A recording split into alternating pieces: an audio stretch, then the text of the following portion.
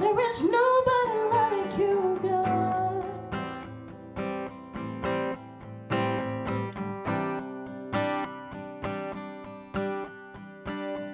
Oh, pure and peaceful.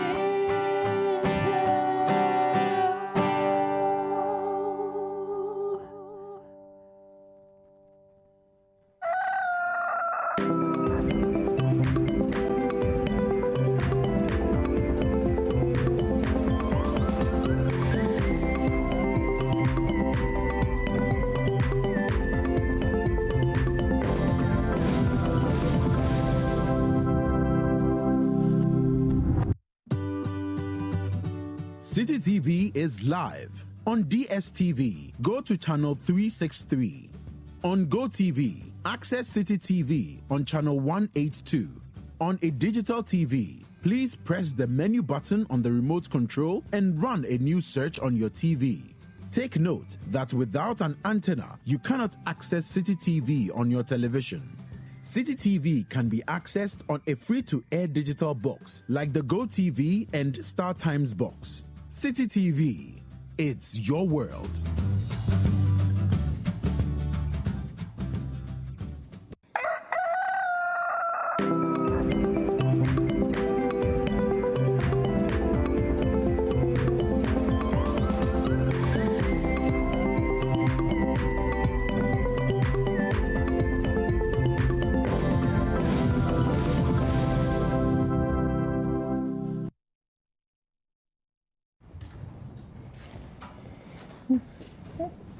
Well, good morning. Good morning. And welcome to Breakfast Daily. Absolutely. Well, my name is David Kwekusechi. And my name is Apiorkor. Yeah, and every morning, I mean, how are you feeling this morning? Look, Adelaide has just taken my spirit up to here. Yeah. And it doesn't want to descend. Oh, man. So, I mean, I need to offload some of that positive energy through our daily quote. Yeah, let's do that. Let's take a look at our quote of the day today, and we'll continue the conversation. So the quote of the day today comes from, it's a Chinese proverb, and it says, the person who says it cannot be done should not interrupt the person who's doing it. Wise words. Very wise words. The person who says it can't be done shouldn't interrupt those who are actually getting it done. Very, very wise words. And there are a lot of people like that. I mean, they're pessimistic. In their minds, nothing is possible, but everything is impossible. And then when they see someone doing it, they will keep quiet and allow you to function. That's the point. You know, you're either with me or you're against me. So if you thought something was not possible, I'm doing it, and I'm doing it well. Just sit down in your corner. Keep quiet. And allow me to do done. it. Let's get it done. Let's get it done. Absolutely. Very wise words. So the last few days, you know, a lot of things going on, electioneering, you know, things picking up and all that. I've just been fascinated listening to the Voters' Diary, you know, with all the different historical anecdotes and things, you know, the statistics. It's brilliant, isn't it? I mean, it's just amazing to think there's all of this knowledge, and we're just scratching the surface as well. Exactly. You know? So Voters' Diary, I think, is an important show for all of us to engage with and watch and listen to. So we have Voters' Diary on radio, 97.3 Citi FM. It starts at 1 p.m. With Abna Nyamiche Ampedu. Absolutely, fantastic host. And we also have it on Citi TV at 3 p.m. Yes, the Vivian Kai Loco. Loco. The Vivian Kai Loco. Yes, you can't miss it. Absolutely important for us to all be participants and engage and get all the knowledge and the rich information that we package for you. All right, it's Ghana's choice, and you are included. You need to be able to make a very, very informed choice. Absolutely. And let's not forget that, I mean, it's no secret that since March, our students have been at home. Yes. For those of us who have kids, we're feeling it. You know? Yes, but at least Citi TV has a package for those who have children and who are in SHS, or if you're an SHS student, and that's in the form of Class Act. So Monday to Friday, 5:30 p.m., you can catch Class Act and just go there.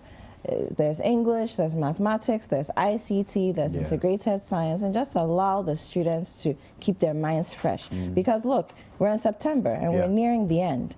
And if a new school year had been allowed to, get into session, our students would have been going to school. So it's very important to make sure that they don't lose out on those skills that they'll need when they get back into the classroom. So Class Act is there for that purpose. You know, yesterday I really enjoyed Hello, Mr. President. The issues from the communities, they're just so difficult, to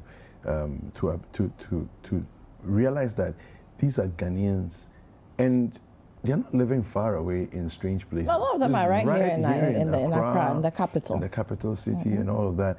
You know, the story that came from Apiorkor, for example, yesterday, that was hard for me. I mean, I looked at it and I just imagined you built your house, and because of poor planning, duty bearers giving permits to people they shouldn't give permit to and all of that, then we are all going to suffer, and it's difficult, So Hello, Mr. President is the place to go to send us those challenges that you face in your communities, whatever it is, be it poor sanitation, lack of water, lack of electricity, bad roads, any of those things that you may be experiencing. Hello, Mr. President, send it to us, a 60-second video, all right, at 0550-585-832. And then also we have an email address. It's hello, Mr. President TV @gmail.com. That email address, if you're going to send it to us by email, send us a 250-word, not more than 250 words, all right, email, and then we will deal with the issue and call the duty bearers to answer questions. Right. Now there's a lot going to be happening this morning on the show. Some very sad, and you'll see why when we get to that point, and some very high points as well. But I mean, it's a fun-packed show, informative as always. But before that, as usual, I have problems. I have problems. Yes. Okay. I have problems, and I just want us to delve into these problems very briefly. Okay. So there's been a lot of, should I say, noise, cacophony, brouhaha about the voters register during the voters register exhibition that's been happening around the country. And there have been a lot of accusations, being passed around about the fact that names are missing. I mean, even from home, right here at Citi, yesterday we saw Bobie and Perla Kanya Afori going around and speaking to people who have said they've not seen their names in the register. We've also seen the flag bearer of the NDC, right, who has cut his trip to the Bono region short because he feels that in constituencies that are strongholds of his party, there are just too many discrepancies. But then also, the EC is saying that, look, the reason we're doing this exhibition in the first place is because, fix these things. Right, because these things happen. We know that these challenges may have come about, and so that's why we're exhibiting, so that people can see. And I just want calm to prevail. Because, see, some of these things, we're in an election year, and we have to keep hammering home on this, hitting home on this, because of the whole COVID pandemic. We are now getting into the heat of elections. In a normal year, quote unquote, normal election year, by July, August, we'd have already been feeling the heat full force. But I just want people to calm down. Let's trust the EC. Let's just trust the EC and trust the process. And I know people are afraid of being disenfranchised, and you should be. Your vote is your right. Yeah. But I just want people to calm down, and let's just, as a nation, work with the EC. They're the body in charge of this thing, and then let's try to move forward together. Right. Absolutely. Yeah. Let's try to move forward together. Yeah, I think it's very important for us to do that, and the call is a clarion one for calm to prevail, so that we don't mess things up, for ourselves. We've seen countries who have really, messed things up. Oh, absolutely. And over the years. We don't want, we don't want and to. right here in Africa as well. And we keep saying that Ghana has been blessed to have calm, no wars. Let's just allow that to prevail. Yeah. It's been a feather in our cap for years, for decades, and it served us well. Let's just make sure that at every point during this process or during this season, as individuals, we don't do or say things that, turn up or increase the temperatures in the country. No. Yeah. Let's just think through things and move forward as a nation. We're doing well. We're doing well with COVID. We're doing well with our economic situation and braving through. Let's do well with the elections. Let's not give the international world a reason to say that Ghana has not done well with the elections. Yeah, well, like we said to you earlier on in the week, we're going to be starting this thing called the News Roundup. And so let's quickly go to the Central Region and take a look at the news from the Central Region. Welcome to the News Roundup from the Central Region. I am Calvis Tete. Tipper Drivers Association in the Ewutu Senya East Municipality has issued a one-week ultimatum to government to resolve the issue of high cost of quarry products or face their wrath. According to the group, with a membership of over 3,000, the high cost of quarry products is gradually kicking them out of business since they are forced to argue with their prospective customers over fluctuating prices. They have threatened to demonstrate once more if their demands are not met after 1 week. In the Gomua East District, two stool lands, the Gomua Fete stool land and the Gomua Nyanyanu stool, are in a tussle over a piece of land that lies between the two communities. Gomua Nyanyanu, in an earlier press conference, alleged that the Gomua Fete stool are using land gas to terrorize residents of the area, forcing many to lose their properties. In response to the allegation, the Gomua Fete stool, at another press conference, also stated that their Marine judgment of 1984 grants them the right of ownership of the parcel of land. They also denied ever using land gas to terrorize residents of Gomua Nyanyanu. Again, in the Ewutu Senya East Municipality, commercial drivers at the Obom Lorry Station who ply the Kaswa to Ashalaja stretch have threatened to disregard traffic rules and resort to loading on the streets if other drivers are not prevented. They bemoan the attitude of authorities who sit aloof whilst other drivers violate the rules by refusing to load at the designated terminal point. The angry drivers also blame the GPRTU for not stamping its authority on the matter. And this is how we end this edition of the News Roundup from the Central Region. So that was Calvis Teta, Central Regional Correspondent. Let's go to Nikanaku in the Eastern Region. Welcome to the Eastern Region. My name is Neoni Amati Kanaku. In the Eastern Region, a number of road accidents were recorded in various parts of the region, which claimed lives and left many others injured. The first accident, which occurred on September 15th at Chichire in the Ayenswano district on the Accra-Kumasi Highway, involved a DAF cargo truck and two buses loaded with passengers from the Kumasi direction. This accident claimed 14 lives and rendered several others injured.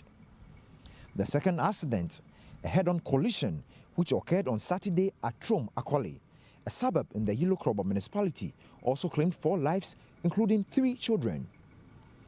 7 out of 21 passengers who survived this accident and were in critical conditions were transferred to the Eastern Regional Hospital for further treatment. And on Monday, 8 persons sustained various degrees of injuries at Esuboy near Suhum after a Kia Rhino truck loaded with bags of granite ran into 4 other vehicles. In the view of this accident, the Eastern Regional Police Command, the National Road Safety Commission, and several other stakeholders, including residents, are calling for the immediate completion of the dual carriage road on the Esuboy stretch of the Accra-Kumasi Highway. Still in the Eastern Region, Okada Riders Association of Ghana have declared support for the NDC flag bearer John Mahama at a press conference held at Afosu in the Ebrim district. The NDC in the Eastern region, which welcomed the news, say a lot more groups and associations will soon join and declare their support for the NDC flag bearer, Mr. John Mahama. In other news, the NDC in the region has accused President Akufo-Addo of failing to meet the expectations of residents in the Eastern region. At a press conference organized by the Communications Bureau of the party, the NDC scored President Akufo-Addo 14.28%, claiming he fulfilled 3 out of a total 21 promises made to the people of the region in 2016. But the Eastern Regional Secretariat of the NPP, who also engaged the media on the Youth Must Know series, has dismissed the NDC's assertions. The party is rather promising to work to secure 1 million votes for President Akufo-Addo and at least 30 parliamentary seats in the Eastern region. Finally, the Ministry of Tourism, Arts and Culture says plans are in place to make Ghana the best tourist destination in Africa. According to the sector minister, Madam Barbara Oten-Jesse, her outfit is working to promote domestic tourism by upgrading and facelifting tourist sites to make them more accessible and fun-filled. She said this during the commissioning of the Odrianoma paragliding field at Kwawu in the Eastern region. That is all for today in the Eastern region. For Citi News, Neo Ni Amate. All right, so that was Ni Kanaku from this Eastern region. Let's take a look at the report from Savannah region, Richard Fojo. Good morning and welcome to the news roundup from Demango in the Savannah region. My name is Richard Fogo. The Vice President, Dr. Mahmoud Bawumia, yesterday defied a heavy downpour to inaugurate the Savannah Regional House of Chiefs with a call on residents of the region to give President Nana Akufo-Addo 4 more years to develop the infant region. According to Dr. Bawumia, though the government has executed a lot of infrastructure projects in the region, a lot more needs to be done to bring it to par with the older regions, hence the call. On his part, the newly elected president of the Savannah Regional House of Chiefs and overlord of the Gonja Traditional Area, Yabunwura Tuntumba Boresa, thanked the government for giving residents of the new region their long-held wish. He said the House of Chiefs has been formed in a way that encompasses all ethnic groups in the region and expressed optimism about members working to further the interest and development of the region. The Vice President presented a Land Cruiser and a pickup truck to the new House of Chiefs and cut a sod for the construction of his offices. The National Disaster Management Organization in the Savannah region is appealing to organizations and philanthropists to partner government to bring relief to people affected by floods occasioned in parts of the North Gonja district by the Bagri Dam spillage.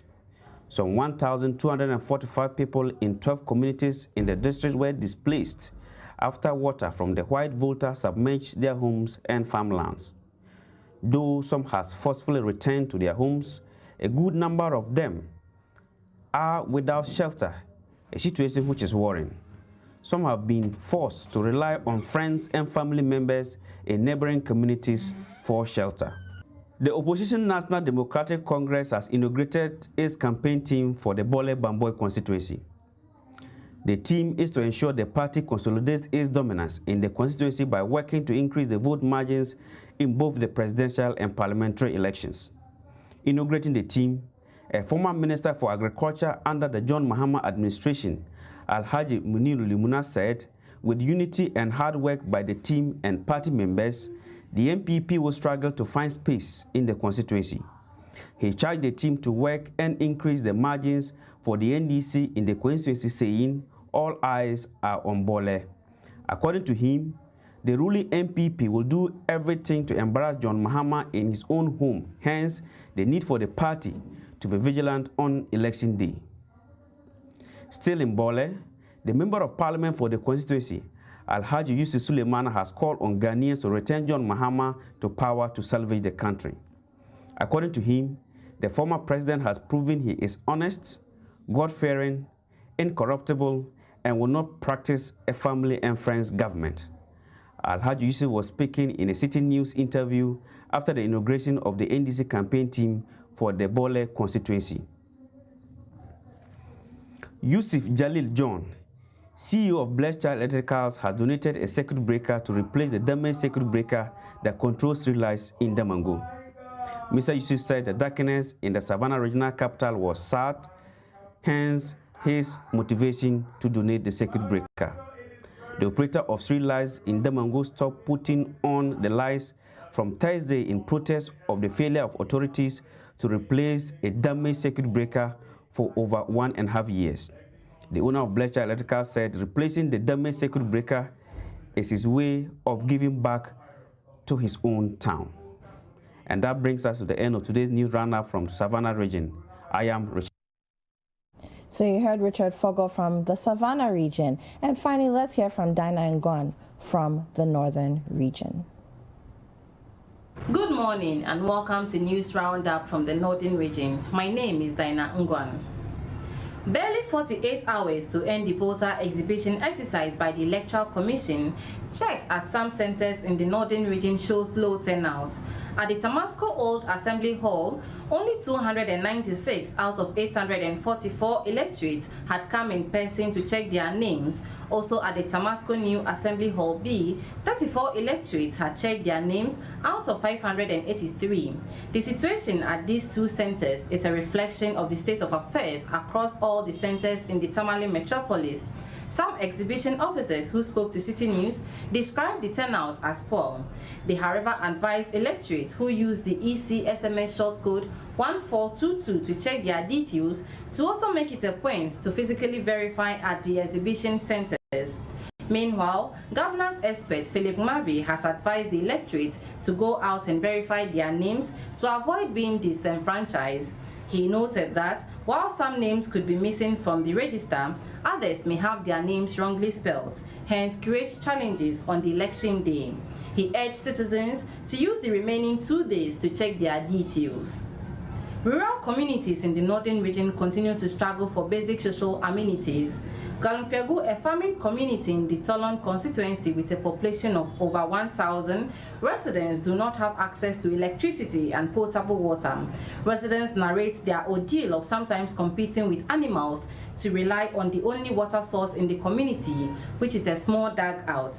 Some community members who interacted with Citi News say the situation is impacting negatively on their health, hence the need for authorities to immediately address their challenge. Also, because the community lacks electricity, those who have mobile phones have to trek to Tamale Township to charge their phones. They are appealing to authorities to provide them with potable water and as well as connect the community to the national grid. And finally, from the northern region, residents of Saboba in the northern region are asking the government to urgently construct their deplorable roads. The Saboba district, which is an hour drive away from the Yendi municipality, has for several decades not had a good road. Even though construction of the Yendi-Saboba stretch of the road began in 2016, work has since stalled. A bridge over River Oti, which is situated along the Saboba-Yendi road, annually gets flooded, leaving passengers stranded. The alternative route, which passes through Wapuli this year, has also been cut off due to the continuous rain. Even though the district chief executive for the area, George Bengrini, organized communal labor to fill in a pond, which was created by the rain along the road, commuters and residents have appealed to government to construct a bridge over the Oti River to ease movement. And that's it from the northern region on News Roundup. My name. All right, so this was the news roundup for today. And my name is David Kwekusechi. News Review is up next. And my name is Apiorkor. Stay tuned.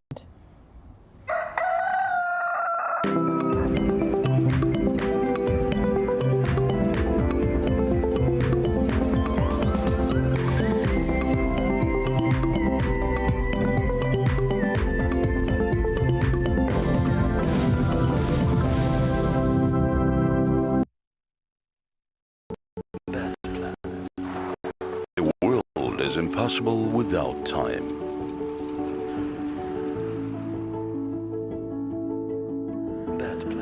Time is endless motion.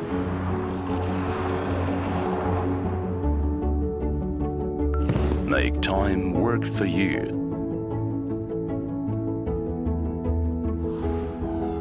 Bet Planet. Time to bet.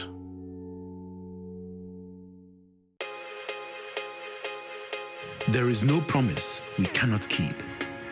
There is no commitment. There is no delivery we cannot guarantee.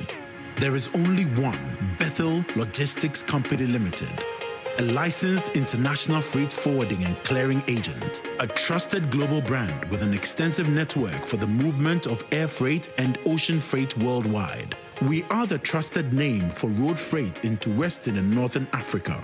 We are fully accredited by Ghana Customs and Excise. We cater for all your freight forwarding, customs clearing and forwarding, cross trades, inland transportation, internal cargo tracking systems, customer freight costing and consultancy, cold chain logistics management, logistics and warehousing, quality inspection, and much more. In Accra, Tema, and Takrady, we are always available to ensure easy movement of cargo countrywide. Call us on 0204 528 900 or 0244 707 859. Email info@bethellogistics.com. Locate us in Accra at North Ridge, adjacent Accra Girls High School, or in Tema at Community 4, or in Takrady on the second floor of the GCB building. Website bethellogistics.com. Bethlog, experts in shipping logistics.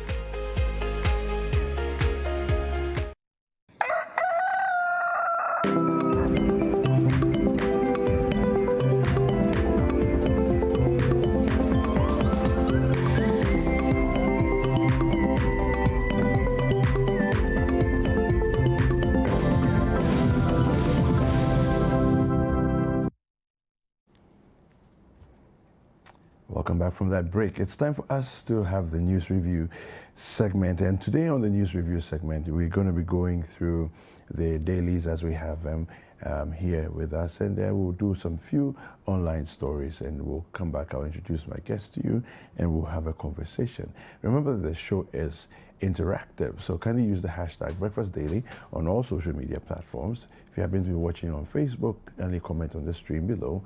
We also have a WhatsApp line. It's 0550585832.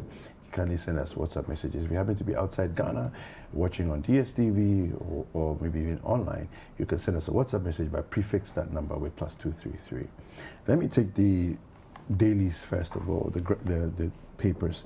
On the front page of the Daily Graphic, December 2020 polls will make world proud. President assures global community.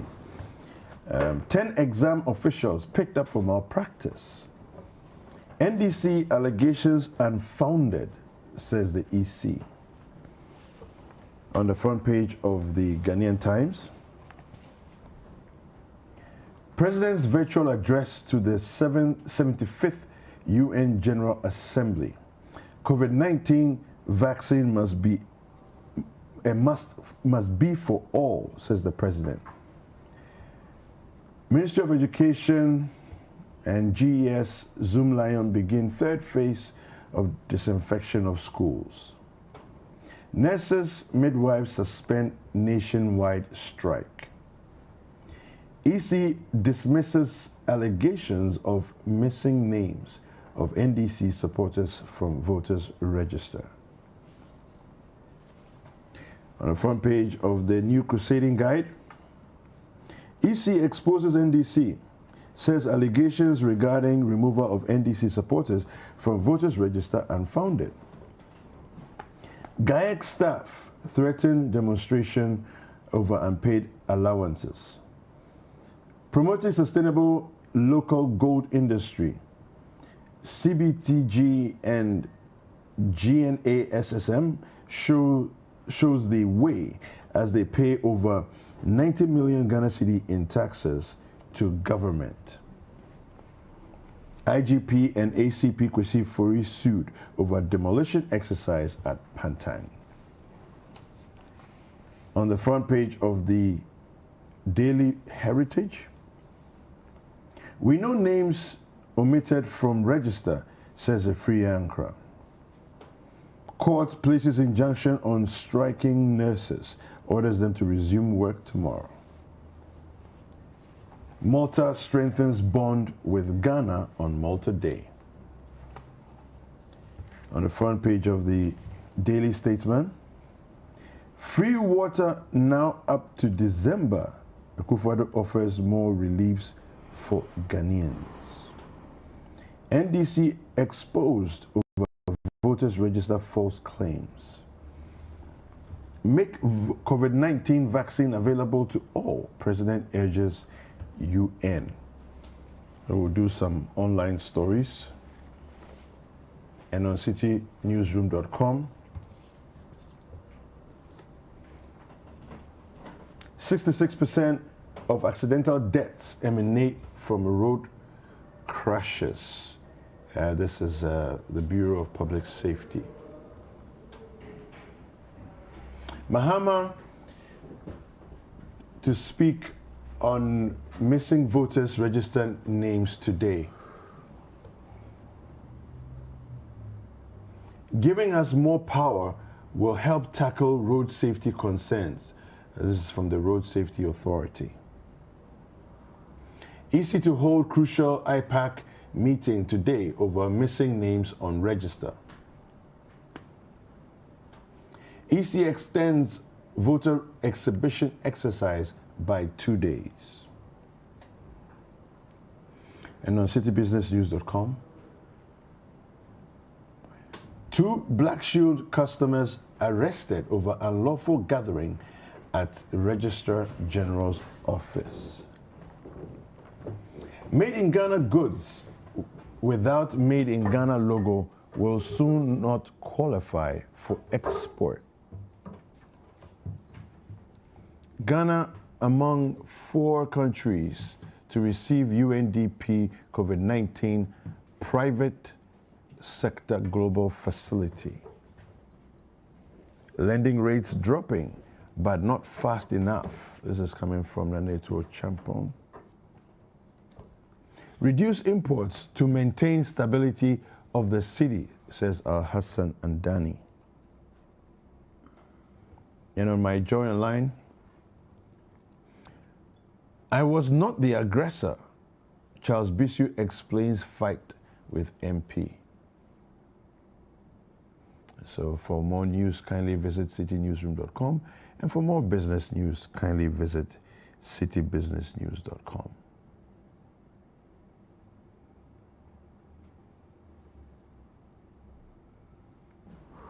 All right, so we are going to delve into the conversation soon. Let me just introduce my guest to you, and then we'll have that conversation. So Honorable Hassan Suhini is here with me.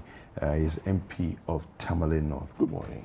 Good morning, David. How are you? I'm terrific, alhamdulillah. Hope you are You too. look amazing in your white. I'm humble, thank you. Trying to look like you, though. Really? You're always looking fresh. You're just deflecting. Not really. So my other guest is also here, Richard Asante Yabua. He's the government spokesperson on infrastructure. Good morning, Richard. Good morning. How are you doing? By the grace, God has been good to us. It's good to have you back here. Nice to see you too. All right, so let's get into the conversation. Ready? We want to start with the 2020 election.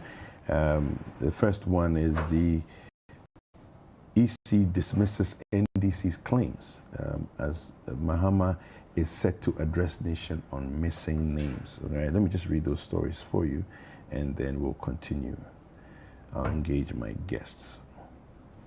All right, so the first one I want to read is on citinewsroom.com. Voter register exhibition. NDC's missing name allegations unfounded. This is coming from the EC. And the Electoral Commission has refuted claims by the National Democratic Congress that it has deliberately EC members from the voters register. In a statement, the EC insisted that at every point we have provided factual, accurate, and evidence-based information to our stakeholders on voter statistics per region, district, gender, age, among others. The EC also said that it had been transparent with the data from the voters registration exercise, which saw 16.9 persons register, 16.9 million beg your pardon, register to vote. It thus said it would be a paradox to suggest that the same commission now seeks to remove persons from the voters register. Had it been the agenda of the commission, it would not have detailed information to stakeholders throughout the registration process. We assure the general public that these allegations are unfounded. The commission further reminded persons making such allegations that the exhibition process is to allow stakeholders to unearth problems with the register for the purpose of fixing it.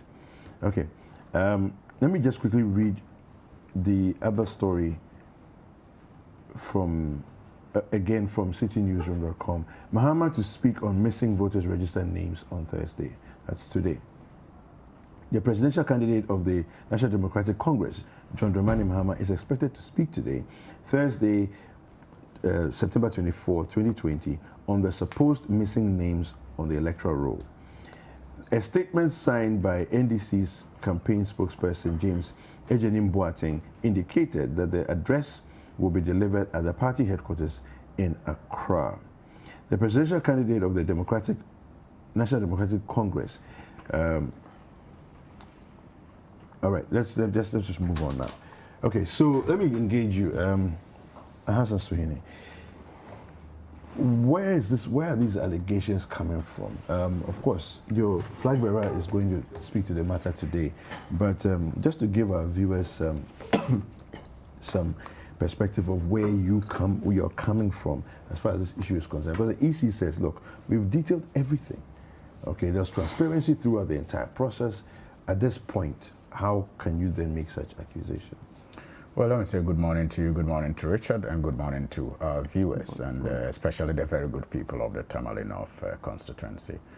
My brother, the allegations are coming from the polling stations and from the exhibited registers. And I think that it is quite unfortunate the way the EC continue by their pronouncements and by their actions to erode the level of confidence that many people had in our electoral commission in the past. Because, I mean, which allegations are unfounded? Is it the case that names are not missing on the registers that they have exhibited?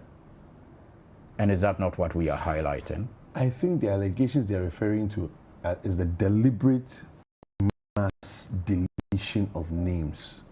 That's what they claim in the story, that there's no deliberate attempt to remove names. I have made pronouncements on this. I have also heard a number of colleagues make pronouncements on this. People have written on this. The former president is billed to speak on this at 1 p.m. today. The word deliberate, I have not seen in any of our statements. Okay. It is in the EC's response. The word deliberate. Okay.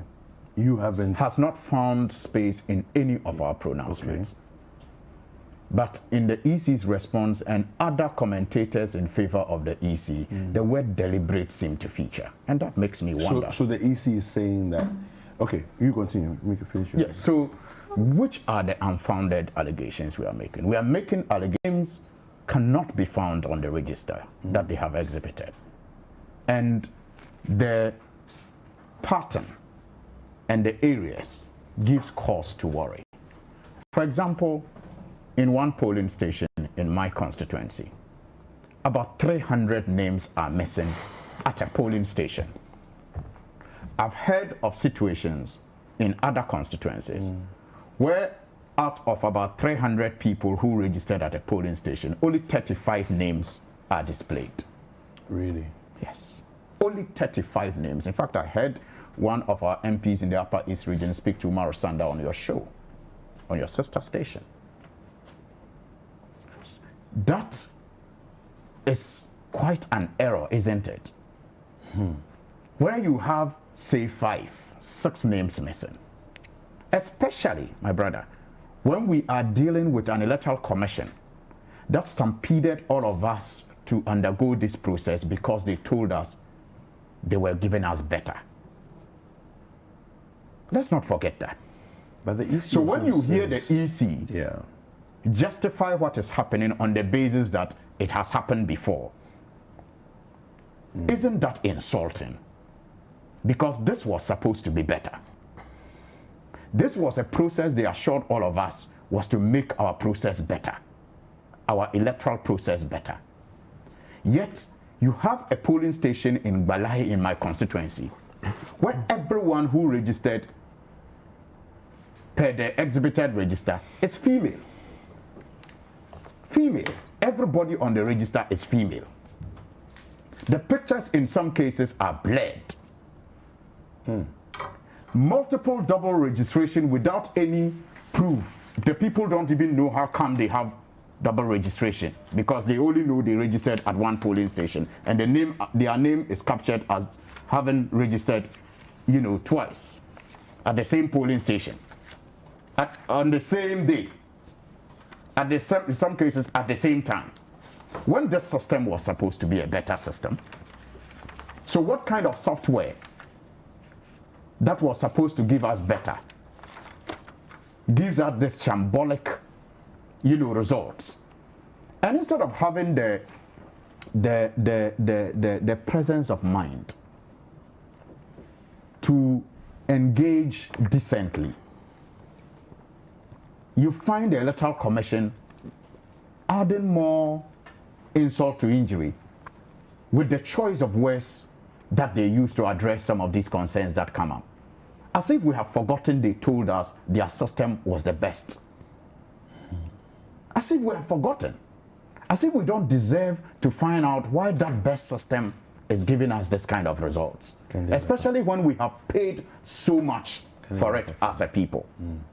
So the allegations are from the exhibited registers. Names have been missing. In fact, in my constituency alone, about 500 names cannot be found. 500 people who registered do not have their names, in the registers that they have exhibited. How did that happen? Why do you want me to just believe that this is, an error? And for me, if I even agree with you that it is an error, then it speaks of your level of incompetence when you are accused of your predecessor of incompetence and suggested to us that the Electoral Commission was that bad before you took over, that you needed to put in place a super system. Right. And this is the super system. This is it. Isn't it shameful? All right. Thank you for that. Let me come to you, Richard. So you've heard the initial accusation by the NDC, on different platforms, and the flag bearer is going to be speaking today to the issues that the allegations they make. But the EC has also responded and says, look, this is a process that is pretty much to be expected, and that's why they're doing the exhibition anyway, so people can check and cross-check. What are your thoughts on what's Thank you very much, and good morning to your good self, your amazing viewers, and also my brother. I would want to say that, we are in a participatory democracy, and as such, individuals are allowed to air their views and opinions on matters that they do not understand, or even provide contrary opinions to matters under discussion. But at every point in time, one would expect that political actors will be factual, consistent in terms of the way they communicate to the ordinary Ghanaians. But what it is that we have a country to build and we have a nation to protect. So at every point in time, we ought not to allow politics to divide us as a people. And I do believe that the Ghana agenda ought to be bigger, greater than our individual political affiliation, religious affiliation, tribal affiliations, and even whatever it is that we hold dear in our lives.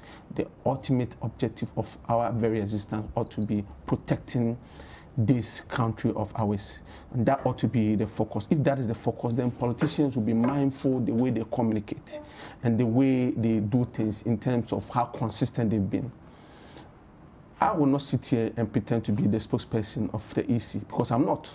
And indeed, if political parties find reasons to question certain aspects of the operations of the Electoral Commission.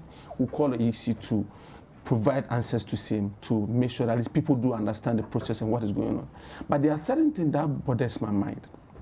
I do remember in 2016 when Mr. Mahama was then the President of the Republic, His Excellency then, gave an indication to Ghanaians that we should trust the Electoral Commission and allow the EC to work, that the EC is a very solid and the most credible institution in our history, and chronicled the number of times that they've conducted elections in the affairs of this country, and gave an indication that at every point in time we need to support them.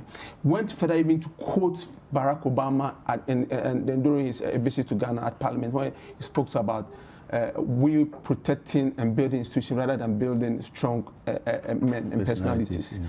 I do believe that it does appear that Mr. Mahama has veered off that principle that he held when he was the President of the Republic, and it saddens my heart. For the first time, I'm seeing a very heavy insults and insinuation being rained at this current EC, right from the period where this EC decided to conduct a process to guarantee this country a new register, when even the NDC and Mr. Mahama knew the bare facts. Because before Madam Jane Mensah came into the scene, Madam Charlotte Osei, right after the 2016 elections, has started processes leading into procurement of a new register for the country. It became relevant because STL, the body that was in charge of our data and our electoral management system, had written, they provided all the kits for our exercise over the years, has written copiously to the Electoral Commission then, detailing the fact that the system that they are using was outmoded and is not fit for purpose running into the subsequent elections. And as such, if they rely on it, the country will be thrown into turmoil. So they advised the then EC to take steps to procure a new system. And when the Madam Charlotte Osei administration got those information, started the process to procure the country a new register, until the accusation between herself and her deputies and other things that came up. I mean, the rest is which we all know, that sought to her removal, and the new EC chair came in. And as soon as there was that shift, the NDC that had gone ahead and supported the processes with Madam Charlotte Osei being in power, then changed their stance and said that this EC chair is up to mischief. Today, what are we hearing? Before even this electoral register started, we're told that people were going to die. We're going to die in our numbers. And Margaret Dunn was going to visit this country because COVID-19 was going to kill all of us because you're going to kill. We're told that if you don't take care, by the time we finish this electoral process and by the time people are registered, we are going to see thousands and tons of people dying on the streets of Ghana. Those were the cynicism that were expressed. Those were the pessimism that were expressed by our colleagues and our brothers from the NDC. But the point is that God being so good, we've gone through the process and we are not even at the end of the process. Because let's understand that when you look at the CI-91, the registration process does not end when you go to the voter registration center and your names and your details are captured. It doesn't end. The process continues till the validation. So the validation or verification period that we are doing now is part of the process. So we have not even finished the process. This process tells you that if there was no need for this validation, that wouldn't be part of the CI-91. It became part because there was the aspect of knowing that it was human beings that would be capturing the data. And indeed, you know that in the process of capturing the data, we saw ID cards that people date of birth was 1784. I don't even believe that there could be anybody who will last from that 1784 to now. But you look at the pictures on the card, the person was virtually like 18, 24 years, 13 years, 30 years, thereabout. But the date of birth, so there were a lot of challenges. But the EC took steps to remedy those steps because it was human being capturing it. Some was for mischievous purposes. Because some of them, but remember that the EC would obviously engage Ghanaians. And the people that they will engage, some of them would be members of the NPP, some of them members of the NDC, some of them would not be aligned. Some of them would patriots who are ready to work for the country. But those who are up to mischief, EC was able to find out some of them sent to court because they realized that they were doing things untoward. So it tells you that same human beings were doing this data capturing, and those they could be as a result of mischief. it could also as a result be genuine mistake. That is where a name will be misspelled or certain things could happen. Now we are being given an opportunity to go further to see whether indeed all those details that were captured appeared. If you go and your data is not captured, you go through the process and the EC would remedy that, and that has been a trend. During Dr. Frejan's era, we have similar situation where names were not found in the register. I remember my name was not. I subsequently went through the process and my name was included. Madam Charlotte says this time we had similar difficulties. A good number of people here and there, but all those processes were addressed. Remember, even in the run-up to the 2016 elections, when people went to vote, I remember the media and the military personnel, several of them could not find their names on the register. Yeah. I remember your colleague journalist, Mr. Kwame Sifaka, Peace FM. His name was not found on the register. Several people, military commanders and all that. But subsequently, then it was Madam Charlotte says that they found ways of remedying the situation. So let's not create the impression that there's some Armageddon visiting Ghana. So we are calling on foreign what to come to. I mean, we have to be careful and cautious about the way we go about things. Yeah, but Richard, what Hassan is saying is that the EC promised us a much better system. So if we're going to go back and look at the problems of the past repeating themselves, then, as we say in our local panel, did we go or did we come? I agree with you that the EC promised that a much better system, an improved system. And indeed, that's what we are seeing. But there was a point that I was making with so many people missing? I mean, I do believe that there are names that would honestly be either they spelled wrongly or a male picture superimposed on a female picture data and all that. Those things could happen. But I'm saying that the numbers and the assertions that have been thrown out there, it is far-fetched. You see, my brother said that he has not heard any NDC person say deliberate. I've heard several of them, and I could mention a good number of them. Beyond that, if the NDC, I'm coming, if the MP for Ashaman said similar, he even went further to say that the EC had deliberately removed members of the NDC from the list. And I said to myself, when you are going to register, there's no way you could know what goes through the person's mind. But there's no finding the minds, construction the face for you to determine that this person coming to register is going to vote for MPP or NDC. There's absolutely no way. As we are sitting here, it's even possible that my brother Suwini might be communicating for NDC, is a member of NDC. But you get to the ballot process and realize that based on the free education and the amazing policy and the kind of solid leadership that have been provided for this country by its Excellency Nana Addo Akufo-Addo, and knowing from the heart to heart, and also knowing the fact that this is the best way to transform this country, he might go and vote for MPP. Richard, so how do you remove such a person's name? With that one, we're going to take a short break. All right, so viewers, we're going to take a short break. We'll be right back and continue the conversation.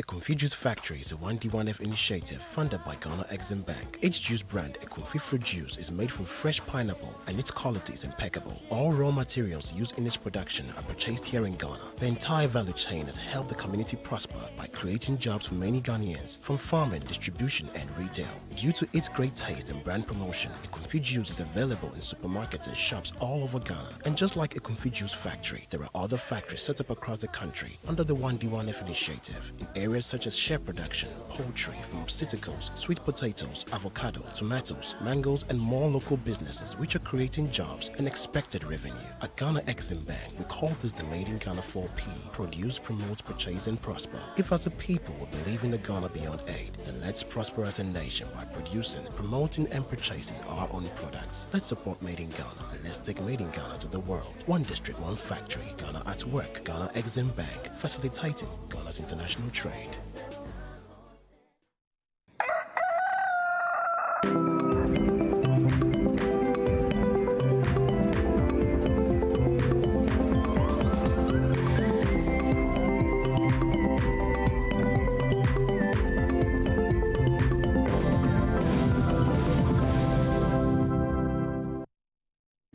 if I could just. All right, welcome back, and it's the news review segment on Breakfast Daily. Remember, the show is interactive. Kindly use the hashtag Breakfast Daily, and also the WhatsApp line is 0550585832. We were speaking earlier on the various claims by the NDC of names being missing from the voters register, and the EC also suggesting that it's something that could happen, and that that's why we're actually doing the exhibition exercise, so that people can check and make sure, and then they can correct and have things back in order. Richard Asanji-Aboa just rounded up his submission, and I'm sure Hassan Suhini wants to react to that. Yeah, just some quick rebuttals. First of all, what my brother said about STL not being capable of running the system that the EC used to conduct the 2016 election is totally untrue. I mean, that debate, we had it over and over again. The Imani Ghana and others took part and provided us with records, even from the STL company, that showed that the Electoral Commission was being untruthful about the preparedness of STL to continue to support the EC to use the system that it used to do the 2016 elections. So it is totally untrue that the STL system was obsolete and not useful anymore. And so there was an urgent need for us to compile a new register. Again, he talks about the Electoral Commission and what former President Mahama said about the Electoral Commission when he was president. You see, what we are missing, or maybe they are missing, is that the Electoral Commission, when it started, was chaired by Dr. Farijan. Yeah. We all knew that at some point he was going to have to go on retirement, and so our constitution and the framers of it contemplated how he should be replaced. So President Mahama, when it got to his presidency and Farijan went on retirement, used the procedures as outlined in our constitution to appoint a new commissioner, because that position couldn't be vacant. In fact, some people thought he did not even follow the law to the letter and took him to court. And the Supreme Court upheld, the processes that he used to appoint Madam Charlotte Osei. Now, fast forward, it is not the same Electoral Commission that we have today. Because of how Madam Charlotte Osei was removed, a certain confusion, or if you like, a certain precedence that used not to exist has been set around the Electoral Commission. What's that? The way she was removed, we never really thought that any government could, even if they had cause to, contemplate removing Farijan, because he survived NDC and NPP. Yeah. And no government really contemplated removing him, even though they disagreed with him on many issues at different times. So when it came to a point where his tenure ended and another one was appointed, I don't think many Ghanaians contemplated that she will also ever be removed until she reaches retirement. But her tenure has been truncated in a way that many didn't anticipate. That is the precedence that I'm talking about. So it is truncated in a way, and new people are at the Electoral Commission now at the behest of the sitting president. So by their conduct, they can either earn a certain credibility or respectability. But we in the NDC consistently have pointed out to the way they have positioned themselves as an antagonist towards the NDC. And you see, for me, I even said it when Madam Jane Mensah was appointed, that even if I was the president and I had the chance, let me just wrap up on that. Yeah. And I had the chance to appoint an electoral commissioner, Madam Jane Mensah would have been the last on my list. Why? Because even as a leader of an NGO, or if you like, a civil society organization, she constantly was at loggerheads with the major political party as a person and with her institution. And so by that alone, I wouldn't have put her in charge of, an entity that is supposed to be an arbiter between the two major political parties. But the president defied that and put her there. So what is happening is not surprising. And so when you hear my friend trying to justify what is happening now under the Electoral Commission with past, infractions after voter registration exercise, I go back to my point that we paid so much for this new system because we were assured that it was going to be better than the previous ones. Yet the scale of missing names we are seeing now, we haven't seen before. Okay, all right, thank you. And that is shameful. I hope you... Yeah, I think just a minute, just to touch on his listen. You see, my brother Suhine and the NDC should understand. The same constitution that aligned the processes to select or appoint an EC chair equally gave us the various regulations that we ought to, or processes that we ought to go through if certain things are done untoward, and that ought to lead to the removal of the EC chair.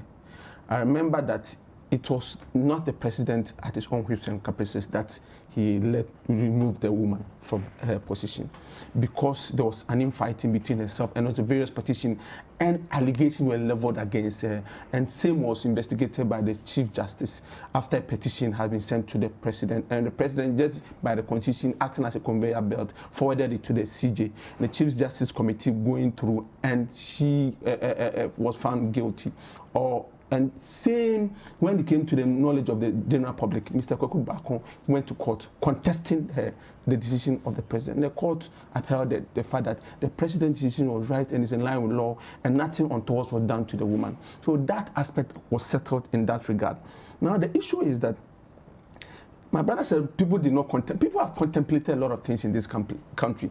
I tell you, at a point in time, even people contemplated kidnapping Mr. Frejan and his family because of an election. We know it, and it's come to the knowledge of every Ghanaian. We all know it. But there's things we don't talk about because it is not, of course, people have written copiously about it, and it's not the first time it's coming to your knowledge. You've been a seasoned journalist over the years before going to Parliament. Is it the first time it's coming to your knowledge? You know it. Now, a minute.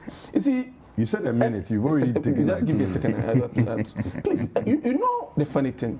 2016 electoral register should have been something that NPP would have protected with our lives and our hearts, if we do not believe that indeed there was something wrong with that register and something ought to be done about it.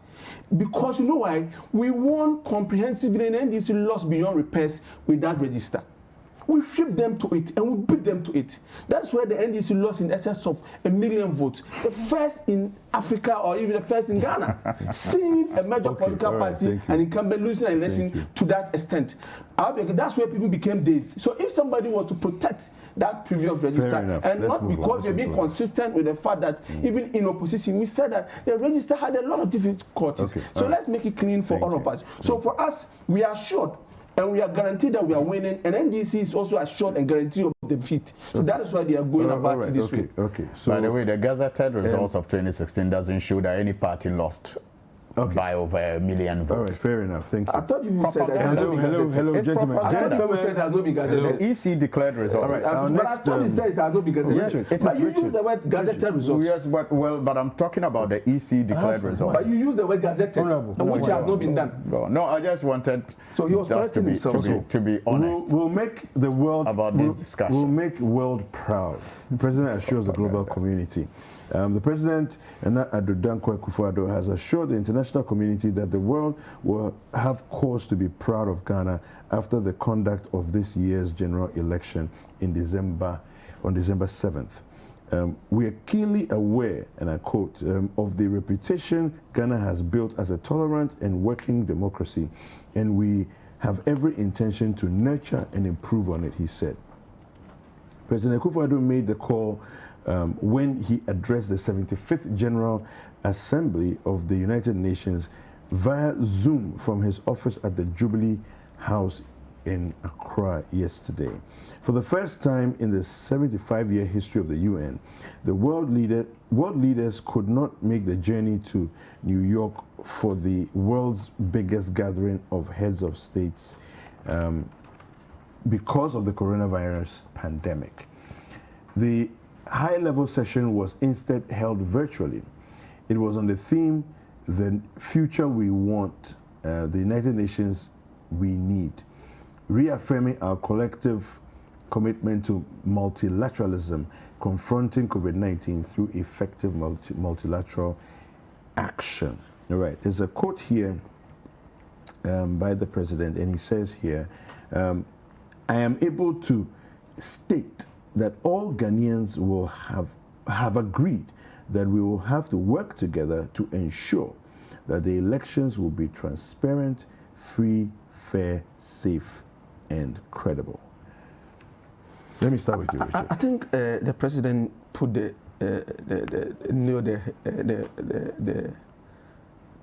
put the hammer right on the nail, and I think that Ghanaians would all agree with him. And I do believe that my brother Suhini and the NDC, as a family, equally sharing that. I think there's one thing that we should understand. We are friends and family when it comes to this country. I mean, this politics is just like somebody choosing to go to Pentecost, becoming a Pentecostal, somebody decided to go to a Catholic church. Because you believe in various things, I hope you're getting in the way they operate. I do believe that MPP is a better party because of what we guarantee and because we achieve and also make sure that we deliver on our promises. I do believe that NPP have the men to deliver, and we do that. NDPP touches on the lives of the people. That is where you see massive things being done, because in our history, all the kind of things that is being done for Ghanaians now has never been done. I've never seen a country in our history where water is being provided for free for the people. So all these things are being done under the NPP. That's why I believe in the NPP going into the future. The NPP is the party for the future. But beyond that, beyond the politics, we're a family. If I hear something has gone wrong with my brother, so I'll pick a phone and call him quickly. I'll go to and see him, because we are brothers, we are friends. So some of us have even been mates from uni, at the law school, master's level, PhD. We've been friends all years. So we know ourselves. So the politics that we do, that's why sometimes we want to talk to our supporters that, I mean, let's not fight each other. Because we have a common enemy, and the common enemy is not ourselves. It's unemployment, it's diseases, the road crashes, all the menace of society, poverty. Those ought to be our common enemies. And if we are fighting, we ought to bring our energies together and fight those enemies. Let's not fight ourselves. We can battle over ideas. See who has a superior idea to transform the country. So at every point in time, our supporters ought to understand that it is the country that ought to, because you see, because of politics, people have lost their jobs, people have lost their marriages, homes have been broken, all kinds of things have happened. People have died because of politics. We ought not to lose a single blood because of politics, because we are one and the same, because our family members who are NDC. So we're going to have free and fair elections. So we should focus on making sure our institutions work and not fight among ourselves. I think that's what the president was talking about. Well, Honorable, he says all Ghanaians have agreed that we have to work together to ensure. Sincerely speaking, I wish I didn't have to add to what he has said, because that is what we all expect to happen. And do you have to what he has added is what, you know, we should all be working towards. And I believe that the citizens are committed to a peaceful and free and fair election. I believe so. The Ghanaian citizens have come to embrace democracy and cherish it. And I mean, yes, the understanding of what democracy is about and what it's supposed to do, you know, vary depending on who you speak to. But what is obvious to me now is that we all think that it is the best form of government for us. And it's also especially because of our experiments with military regimes in the past. And nobody, you know, ever wants us to, you know, go back to those days again. And so the citizens, you know, across the country, at every level, have come to understand that every 4 years, we have an opportunity, and we must relish it, to queue and cast our votes to determine who will be in charge of our country. However, it is important that as leaders and as people in charge with institutions that will make that process, you know, credible, to conduct ourselves in a manner to give confidence to the people that their votes at the end of the day will matter and their choice will stand. If we conduct ourselves in a way that erodes the confidence level that we expect to have in the system, then we will be endangering the peace of the country and the safety of all of us. And I agree with my brother. I say that, look, for me, I tell people who follow these political debates that, look, politics is like a boxing sport. When you find two boxers in a ring hitting to draw blood, it's not because they hate each other. Sometimes they may even be friends. And sometimes after the boxing match, they may even go and have dinner. But at the time that they are in the boxing ring and a belt is at stake, their opponents, if you think your friend won't hit you, you will visit the canvas and your blood will spill. Okay. But at the end of the day, after the boxing match, they remain friends. Sometimes their families even visit each other. And that is how I see the politics, especially the way we play it in this country. Yes, some people take it to heart and sometimes are not able to get over the jabs, but that is human nature. A large majority of our Ghanaian populace understand that we have friends and families in the various political parties, and it is all about the good of Ghana.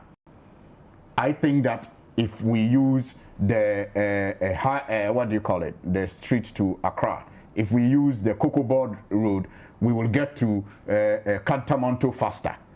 And you think that maybe you would rather go and use the what do you call it, the psychiatric hospital road, and that will be faster. Adabraka, that will be faster for you. It's a matter of choice. And like I indicated, I think the responsibility more is with the leadership of the country. Honestly speaking, and I'm going to be very frank with you, over the past weeks and months, I have expressed concern on other platforms that I hope and pray that President Akufo-Addo, when he loses in December, will not behave like the way he behaved in 2008, taking this whole country to time a third election before a winner was declared. Again, was permitted by the it is permitted, but it stretched this country to its boundaries, and it brought us that close. The tension was that high, unless you were not in this country. Unless you are not in this country. And again, I pray that he will not behave like the way he behaved in 2012 again when he lost. Because you see, in those cases, in 2008 and 2012, he didn't have the superpower of state. Yet he held this country to ransom. In 2008, and then in 2012, you see, you may be uncomfortable with it, but these are events that happened in this country.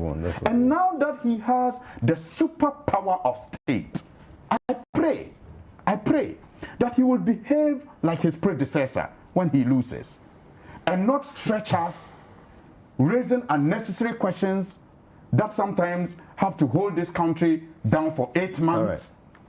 I pray that he will also behave like a statesman when he loses in December and hand over peacefully. But by his past deeds, I have every reason to express concern and hope. Your concerns are duly. Yes, and hope. Okay. That as a leader of this country, he means the promise that he is making to the UN and to the international community that he will keep this country together, win or lose. And I believe sincerely that the writing is on the wall that he's losing. The whole world and said that, so I don't have any reason to doubt him. Anyway, so the viewers, well, you don't. I have a reason to doubt him. And 2008 and 2012 are reasons. President Kufuor had to intervene before we could, the electoral commission could even declare results. To the elections. Those are not factual. I'm not surprised hearing the NDC is making all manner of allegations with regards to this year's elections. From the onset, when the EC said they were going to compile a new register, what didn't they say or do, marching from one region to another, running to chiefs, opinion leaders, etc., and eventually came to join the queue to register. This is Yes, this is from Bolanyo in Akwetia. Farouk from Tema says, ex-President Mahama has trust issues because to suspend the whole campaign machinery over some calculated propaganda stunts to court media attention is infantile and propagandist. Okay. Let's move on and do the last story. I'm going to read this story from my Joy Online. It says, I was not the aggressor. Charles Bissiou explains fight with MP. Let me just quickly give you a tidbit of that story. The presidential staffer Charles Bissiou has described gross misrepresentation accounts of the alleged fight that transpired between him and the Takwa Nsuayem MP on Monday. In response to the outrageously false allegations printed in today, that's Wednesday's edition of the Daily Dispatch newspaper, entitled MPP Regional Secretary Bites MPP MP, Blood Flows, and the Daily Guide newspaper entitled MPP Gurus Trade Blows, as well as earlier news articles from other online portals, which began on Monday, 21st September 2020. I write to debunk those news articles. This is part of the statement that was issued by Charles Bissiou. All right, his comment follows various media reportage detailing the circumstances leading to the physical exchange between the two MPP politicians during a workshop for the Western Regional Executives and the parliamentary candidates in Takoradi. All right, so let me start with you, Richard. So this account, we are hearing that as the party, what's the party's position on this? Has it come to your attention? Are you aware? What are you saying regarding the veracity of the incident? As a deputy communication director of the MPP, I think this unfortunate incident had come to the party's attention, and the party has instituted a team to investigate whatever led to this unfortunate incident. And as if my brother knew that we were going to go to this topic, and he started his analogy with boxing. But I was going to, until you started reading that, I was going to add to it that, just that in your situation, they are not only fighting, they are biting the opponents and decided to descend on the referee, who's the EC chair. But little that I know that you are coming in with, oh God. But oh God, indeed. Oh God, indeed. So, do you have any idea what triggered this? Absolutely no idea. I have absolutely no idea about what led to that particular. But I think we've seen a good number of this in our body politics. Sometimes between two from the opposing side. Sometimes you see infighting within the parties, and we've seen these things in our history. But I thought that maybe going forward we'll find a way of dealing with some of these issues, so we can focus on the bread and butter issues, not some of these personal issues here and there. Because we've seen it. We've even seen. I remember some time ago, if you remember this story, the Minister for Women and Children Affairs during the Mohammed era, I think, if you can see, was reported to have beaten some Bankusera. And you saw that the good beating. The story. You remember the story? The good beating she gave. So after beating and all those things, so that is, I mean, people get over too excited and do some things. That, and I think, to a large extent, I think nobody should subscribe to this kind of politics. I agree. I mean, I think that especially people that are referred to as honorable, I mean, we should understand the gravity of the word that is on us as people. But you see, some people have problem controlling their temper here and there. We've seen this incident in Parliament, that even parliamentary discourse developed into fisticuffs. It happens. We've seen that. I remember one era in the NDC's period when one of their congress, I think Koforidua or somewhere, where Mr. Rawlings was alleged to have gone to the extent of maybe squeezing certain variables and all that. So all these kind of, I remember people being beaten, but these things do happen. But we need to move away from it. It's difficult talking on such matters, and particularly when it happens at your back. Yeah, I like the confession. Finally. All right. So yes, you know, your comments. We're wrapping up now. So I saw a very comical, portrayal of what happened in Tapa. Really? Yeah, and I couldn't help but burst out. The person said it was a fight between Galamsey and Ejapa. Oh my goodness. Okay. Charles Bisi was captured on tape, Anasa Muriel's video, allegedly taking bribes at the seat of government. And it was in relation to his fight or his role as leader in the fight against Galamsey. And the MP, Takwa Nsram MP, who is supposed to have hit him, is also the chairman of the Japa, mineral investment fund. He's supposed to be the chairman. So the person captured it that this is a fight between Galamsey and Japa. And I thought the sense of humor of Ghanaians, especially when it comes to diffusing very heavy issues like this, has a way of, serving all of us well.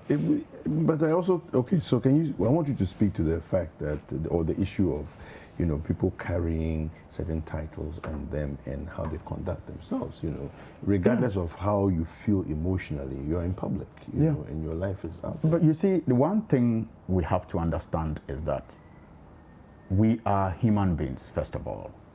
And yes, once you get to a certain level, a certain, higher responsibility is placed on your shoulders, and the expectations of how you conduct yourself is higher. But it does not take away the humanity. Okay. It does not take away the humanity. Okay. And I am really, really saddened that, the MP got involved in what he got in. He's somebody I know. He comes across to me as a gentleman and quite decent. So I will not know the level of provocation that, led him to engage in what he engaged in. I have contemplated, and I'm still speaking with leadership, that perhaps it is time that some of these issues are brought to the Privileges Committee, for redress. I mean, we all saw what Hawa Kumsen did, in her constituency, and I think that as a parliament, it is high time we censored ourselves and regulated some of these conducts that sometimes has a tendency of bringing the name of Parliament into disrepute. That one will not also know what Charles Bisi did, because we do not know the full details. Who hit who first? Well, I mean, how did it happen? What are they fighting over?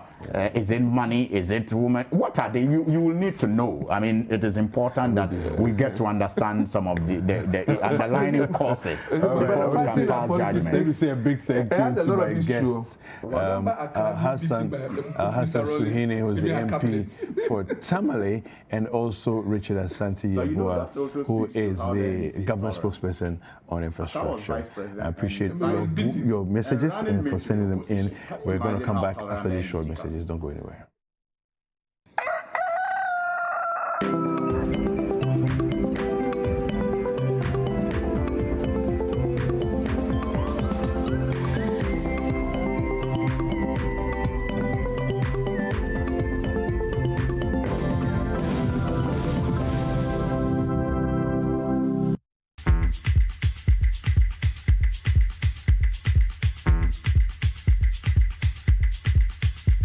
Some money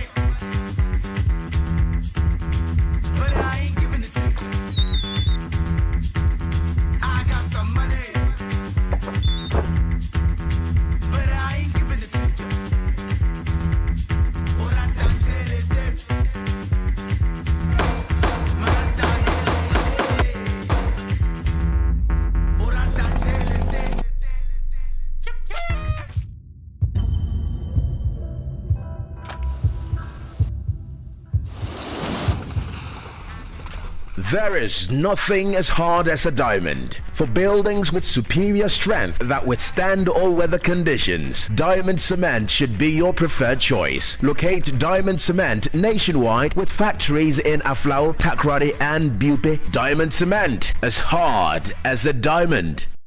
Equinfi Juice Factory is a 1D1F initiative funded by Ghana Exim Bank. Each juice brand, Equinfi Fruit Juice, is made from fresh pineapple and its quality is impeccable. All raw materials used in its production are purchased here in Ghana. The entire value chain has helped the community prosper by creating jobs for many Ghanaians, from farming, distribution and retail.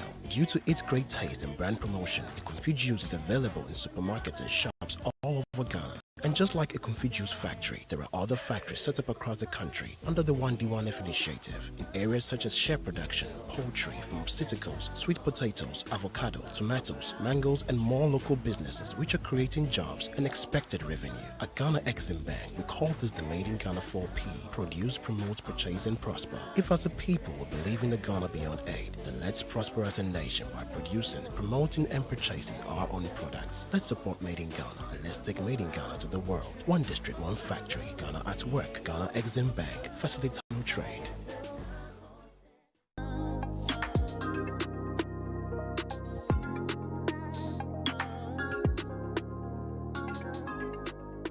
So this one says, hello sisters, I'm a married woman with 2 kids. My husband is financially stable, but my past is haunting me. During my university days, I dated this older man who is now my father-in-law. The issue is my father-in-law kept sleeping with me, so he doesn't reveal my past to his son. I'm scared that the second child that I have might be for my father-in-law. I'm guessing if the DNA test is conducted, the results will prove me right.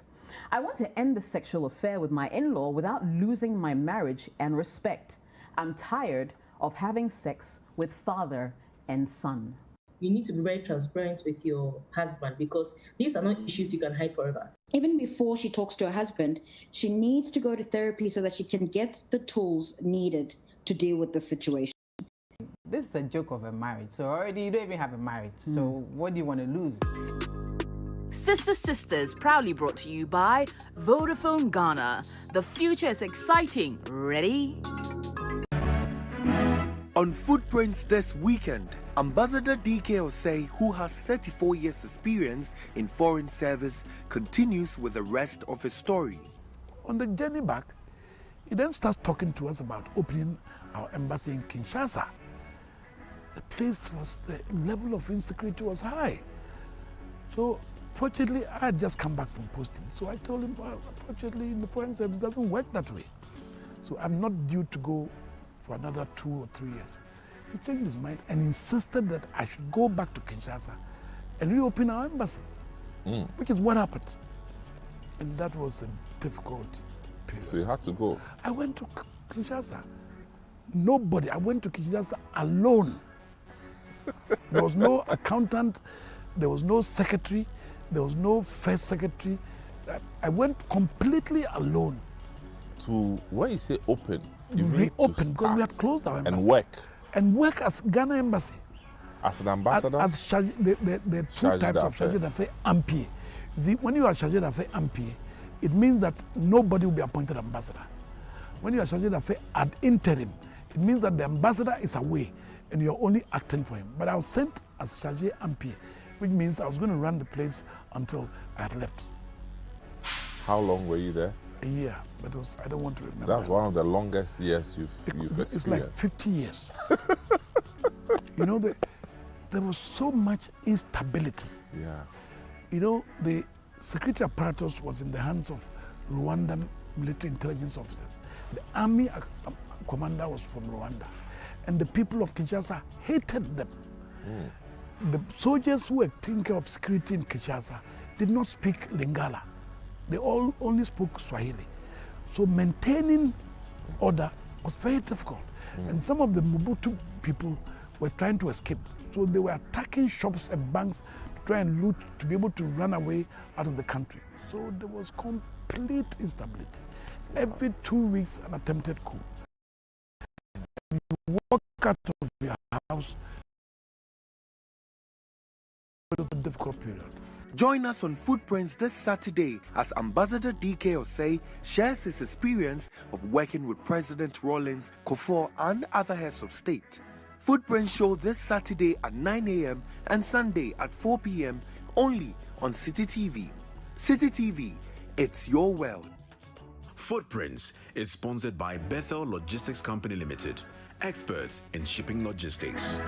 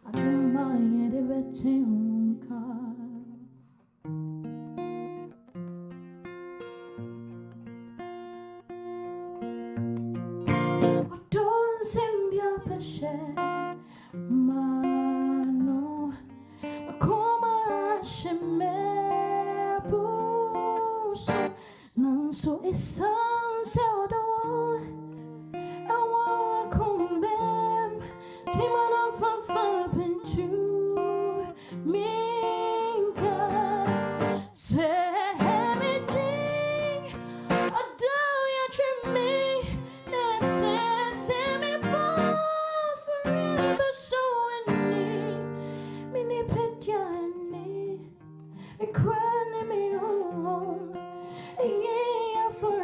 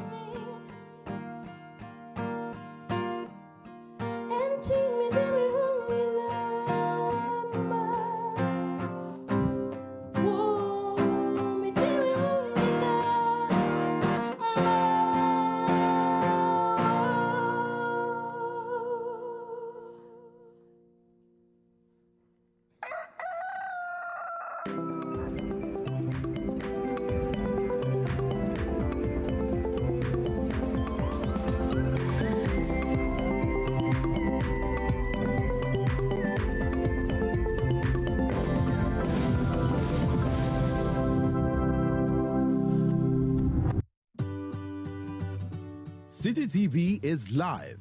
On DSTV, go to channel 363. On GoTV, access Citi TV on channel 182. On a digital TV, please press the menu button on the remote control and run a new search on your TV. Take note that without an antenna, you cannot access Citi TV on your television. Citi TV can be accessed on a free-to-air digital box like the GoTV and StarTimes box. Citi TV, it's your world.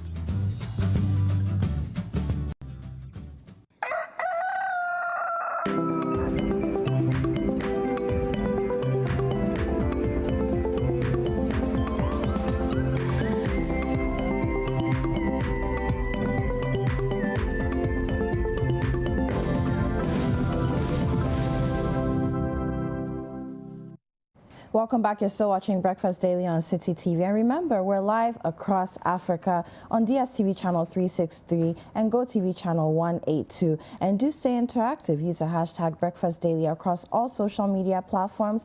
And the WhatsApp number is on your screen. Prefix it with +233 if you're texting from beyond the borders of Ghana. Now, I have a lady in the studio. You know her as Jessica, the media legend. She's my boss, the programs manager of Citi FM and Citi TV. And she's here. It's not every morning we get to have her on the show. Good morning, Jess. Hi, Apiorkor. Really good to see you. I hope you're too. Well. Now, unfortunately, you're here for not so joyful reasons. Yeah, there's no easy way to say it, so I would just cut to the chase. Citi TV has a keyboard competition. I like to call it the biggest keyboard competition called Keyboard Idol. And it's been running for maybe the last 6 weeks on our station. And something quite tragic happened after our very last episode, last week, Saturday, on this very station. And like I said, to cut straight to the chase, we actually lost one contestant. He and his father were involved in an accident, and he passed away. His father's, well, alive and well at the moment, traumatized, but well. But unfortunately, Chris Afelete Tamaklo passed away.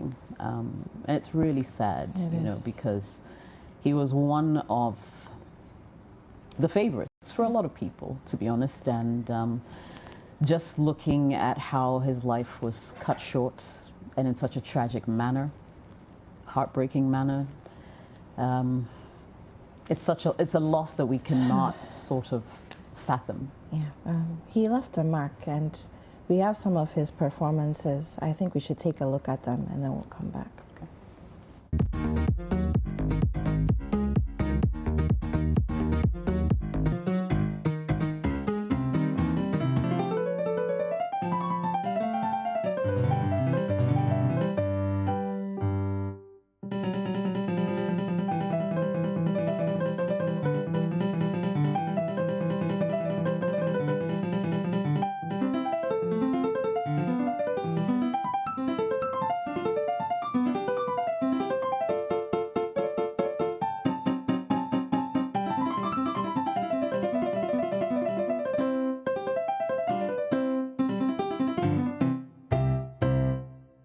I can't say anything about it. Yeah, you did a great job.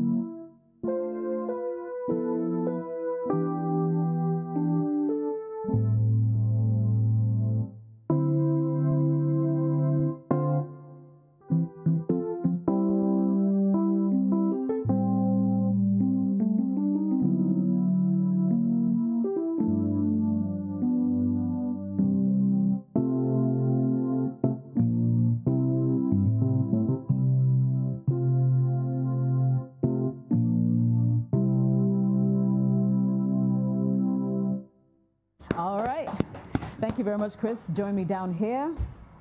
Great. Mayurami, let me come to you first. All right.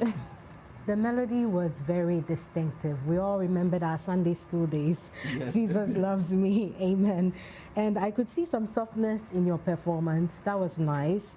Everything I realized was centered at the middle C area. I was feeling a lot of the sound in that center. Try and use the other key, the ranges, the highest and the lower ranges, so that you give us a different variant of sound. I hope you get what I mean. Don't just be at that point. Bring a little bit of the high notes and the lower deep notes. But on the overall, very good. Keep it up. Eh? Thank you very much. Great. So, Chris, Afela Tetamaklo. You saw the very last performance, Jesus Loves Me, a rendition by B.B. Winans, and he did it beautifully. Indeed. To say that he was talented is an understatement. Yeah. He was one of those contestants who stood out from the get-go, you know. A couple of weeks ago, Citi TV put out a call for keyboardists or aspiring keyboardists across the country to submit entries. They all had to be below the age of 14. And I must say that Chris's entry was one of those that just caught our attention. Like, it's one of those things that when you watch, you know, I want to see more of this young man. You know, he made it through the auditions, the pre-auditions, the auditions, and of course, last Saturday was our 4th performance episode. And every episode had its own unique thing, you know, and you could tell that the judges really, really liked this contestant because I think he gave the rest of them like a run for their money. Yes. Yeah. And just to lose him like that, as I said earlier, it's such a blow to my gut personally. And I can only imagine what his family is going through. Really, really sad. Really, really sad. It is. So, Jess, what's ahead? I mean, what are we doing with the competition for now? What are the plans? Well, I mean, I think that out of respect, we need to put a hold on the competition. Okay. Unfortunately, I can't tell you for how long. I do know that his family is going to be sitting, you know, this Saturday, for instance, because it will be his 1 week. And then based on everything that happens and what comes out of that family meeting, once we know what dates are, etc., we'll be able to sort of put a befitting episode together for him. I think that he's a young man that we need to celebrate. A talent gone too early. But nonetheless, I feel like he also left a mark. And so, Keyboard Idol, I know the very next episode that will come up will be a celebration of his life. Definitely. A special one. Messages have been pouring in for him on Twitter, on Facebook. People are posting his pictures all over Instagram. 13 years old. And of course, nobody expects this to happen to someone so young. But what were your personal interactions with him during the competition, the time you got to spend with him? Yeah, I think the most time I was able to interact with him was during the boot camp. We had that at La Villa Boutique where the kids were with us for like 3 days and we went through sessions, we did some karaoke. You know, that was a moment where I was able to engage with him beyond just what people see on television every Saturday. And one of the things I realized about him was he was really lively, always smiling. And get this, also, he was one of those participants who would teach other participants how to do things better. He wasn't selfish. Yes. That was one of the things that I noticed. There was one particular time during the sessions that the resource person had gone on a break and so allowed the kids to just practice. And there was a point where all of them gathered around his keyboard and he was showing them a couple of things. And you know, unfortunately I don't play the keyboard, so I don't know what even the technical language sounds like, but you know, it was just interesting to observe that very selfless attitude, for want of a better word, especially in a competition like this. Exactly. Where, so much at stake. Yes, there's so much at stake, 10,000 Ghana cedis at the end of it all. And he was willing to share his talent even at that stage. And for me, that was profound. And it's still something that I will remember for a long time to come. I was very excited that he was coming from Ho. I mean, Citi TV, Citi FM, we've done so many things, so many competitions, and all of the time, Accra people win. True. So I thought, for the first time, there's a clear gap in many ways for that, and the person who is leading is not from Accra. So that excited me, and his smile, his personality, and that showed in his performance. Right. You know, he was confident on the stage. Yes, very confident. It's rare to find a young Ghanaian with that amount of confidence. And I remember you remarked about that, Jess, that you were very impressed with the confidence that he had. And, you know, almost intimidating for the judges sometimes. almost, you'd say. And I think, I mean, when it came to Chris, there was something about him that was so endearing, not just to the judges and even the audience, but to the fellow contestants, you know. So when they were backstage, the interactions that happened, the conversations that went on, they have a little group that they formed and they chat on. When you just even follow the conversations, it's quite interesting to observe. And that was the kind of person that Chris was. I can't speak for his family. But I know that this is going to be like a really, really hard time for them. I remember when I found out first thing Sunday morning, I was actually driving out of town, and I drove almost 3 minutes past the junction I was supposed to go because I was so confused about everything that had happened, and I instantly teared up because I put myself in the shoes of his family. And anybody else really who has a child or has ever lost a loved one, it's a really difficult place to be. And I think that that's why, as a station, and we understand that there's stakeholders where the show's concerned, sponsors, etc. But we've had to take a little break. It's very important that we just hold off a little bit and then come back stronger, you know, when all the chips align. And that's exactly what we intend to do. So, like I said before, I can't give you an exact date or time as to when the show would return. I do know it's going to be sooner than later. But I would ask that all fans of Keyboard Idol, you know, just continue to pray with Chris and his family. You know, they're going through a really hard time. And your favorite Keyboard Idol will be back on TV as soon as possible. I'll be back on this show to announce exactly when we start or recommence. And maybe we can take it from there. I have some messages here. Kat Rayla says, so sad. Bridget Aja says, R.I.P. Chris, rest in the bosom of the Lord, son. Peter Loco says, so sad to hear the news. Your soul rests in peace. Amen. Aiden Apia says, so sad. My sympathy goes out to the family. Loretta says, so sad. God knows best. I don't know. Yeah, I mean, understandably so. Everyone's shaken, and it was so sudden. But I guess that's also why they're called accidents. They're not planned. They happen in the spur of the moment. A lot goes to say, I mean, this whole conversation that we've been having about carnage on our roads. And I don't want us to make this a conversation about that per se, but it's sad. The amount of talent we're just losing on our roads daily. And if the lawmakers aren't sitting up to enforce the law, these things will continue. Of course. God forbid, next time it might be you or me, you know. But I'm hoping that, you know, something can be done soon. Yesterday I was telling David that, I mean, so there were so many accidents over the weekend. Not just the one that Chris was unfortunately involved in, but the recklessness and the mindlessness of the people in Ghana on our roads. I don't know if people feel, oh, all of a sudden there's a window of hope because it seems like COVID is trailing to an end or to a stop, and they're just going out there. People are running red lights, not making room for pedestrians on the road. I think we need to think, stop and think. And sometimes when things like this happen, it's a clarion call for us from the heavens or wherever.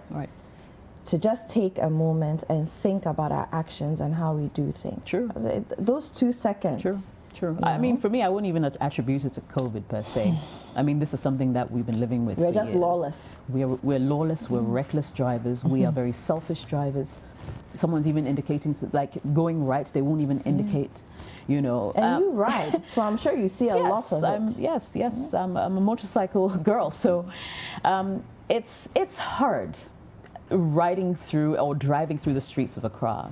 You know, the kind of stress you just go through to get from point A to B isn't even healthy for you.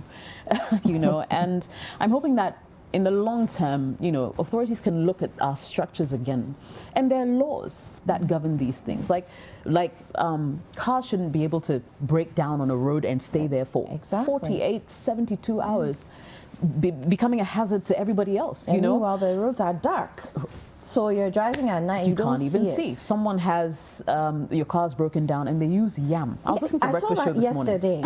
They use yam. 3 tubers of yam. Ridiculous. Ridiculous, absolutely ridiculous. And they get away with this. And it's because there are laws that are not being enforced. Our laws state clearly what needs to be done in such situations. But who's watching? Nobody cares. And so things like this, unfortunately, will continue to happen until we do something about it. And it's unfortunate that it's come so close to home this time around. Budding talent, Chris Tamaklo, no more. So sad. We have some more messages. Mawina Anand says, rest peacefully. What a loss. May God strengthen his parents. Alamusa Safian says, may Allah be pleased with him and grant him Jannah. So, I mean, the messages, they're endless. Joan says, rest well, Chris. He was my idol. The award should just be given to him posthumously. He deserves it. Well, I mean, we'll see how things go. As you know, it is a competition. A few were evicted before, you know, Chris also sort of left. And so the competition has to continue. But no worries. I mean, I understand where a lot of people are coming from. Citi TV will trust us to take the right decisions at the right time. We always will. Yes. Thank you, Jess. Do you have any final words? Yeah, I mean, I think everybody needs to stay safe.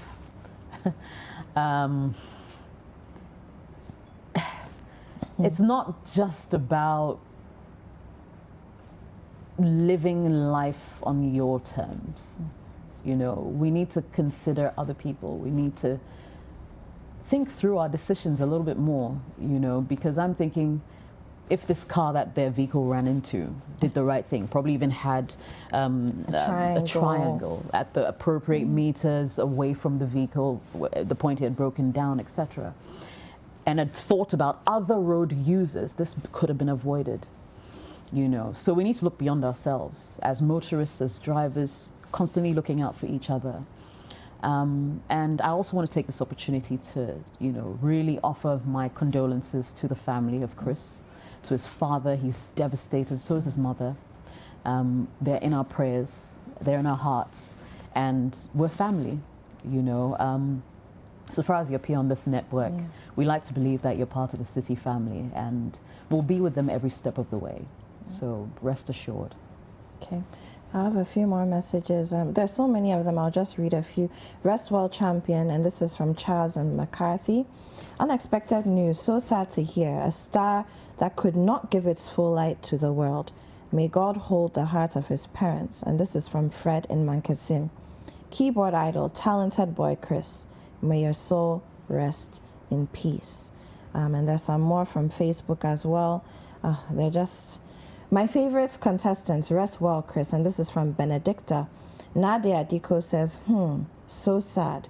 May God strengthen his family. And I'm sure we're going to be receiving a lot of these in the coming days, coming weeks. But thank you so much, Jess, for being with us this morning. You're welcome. I know it must be very difficult for you. Yeah, it is, for all of us. Yeah. Thank you. Thank you. So viewers, we'll continue with the show. The entertainment highlights are up next. Stay tuned. And again, interact with us using the hashtag BreakfastDaily.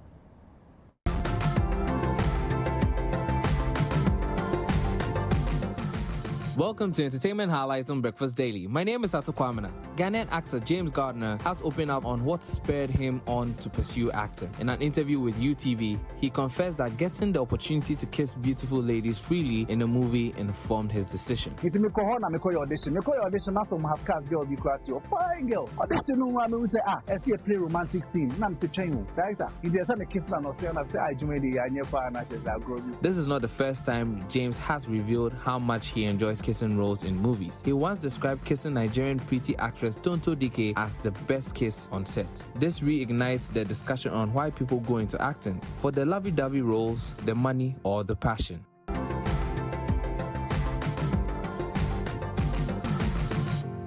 As part of her Golden Jubilee celebration, Ghanaian gospel musician Diana Hobson will launch her new album this Saturday. The launch will take place at the Meglan Hotel at Pantine Junction in Accra. The album, titled Hope Volume 1, will be distributed digitally with the help of the Ghanaian music streaming service Aftown. Diana's Golden Jubilee celebration started on the 30th of August this year when she turned 50. On the same day, activities for the celebration were launched. After the album launch, there shall also be a launch of an autobiography on Diana Hobson on Sunday, October 25th, 2020.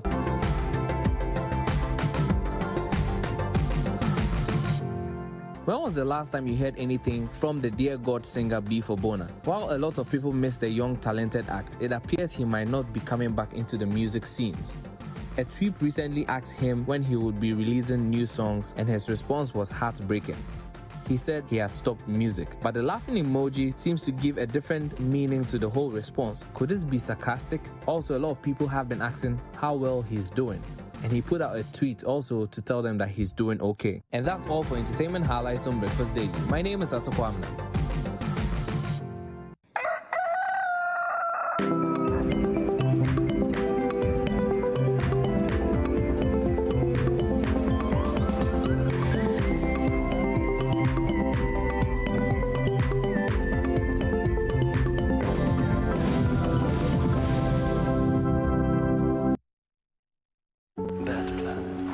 The world is impossible without time.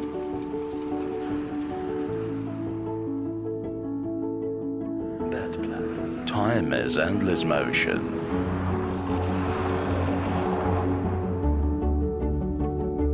Make time work for you. Bet Planet. Time to bet.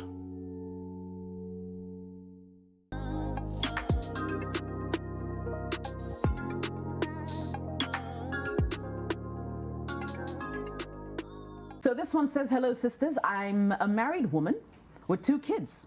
My husband is financially stable, but my past is haunting me. During my university days, I dated this older man who is now my father-in-law. The issue is my father-in-law kept sleeping with me, so he doesn't reveal my past to his son. I'm scared that the second child that I have might be for my father-in-law. I'm guessing if the DNA test is conducted, the results will prove me right. I want to end the sexual affair with my in-law without losing my marriage and respect. I'm tired of having sex with father and son. You need to be very transparent with your husband because these are not issues you can hide forever. Even before she talks to her husband, she needs to go to therapy so that she can get the tools needed to deal with the situation. This is a joke of a marriage. So already you don't even have a marriage. So what do you want to lose? Sisters, proudly brought to you by Vodafone Ghana. The future is exciting. Ready?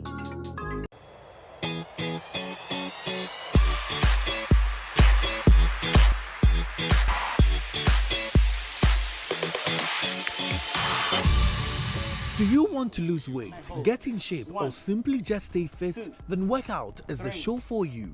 4, and then I change. All right? We are massaging the hamstring. All right, we go. 1, 2, 3, 4, 5, 6, 7, 8, 9, 90. 1, 2, 3, 4, 6, 7, 8, 9, and then 10. I push. 1, good. 2, 3, 4. By the count of 3, pull it from here. Viewers, hold your bottles.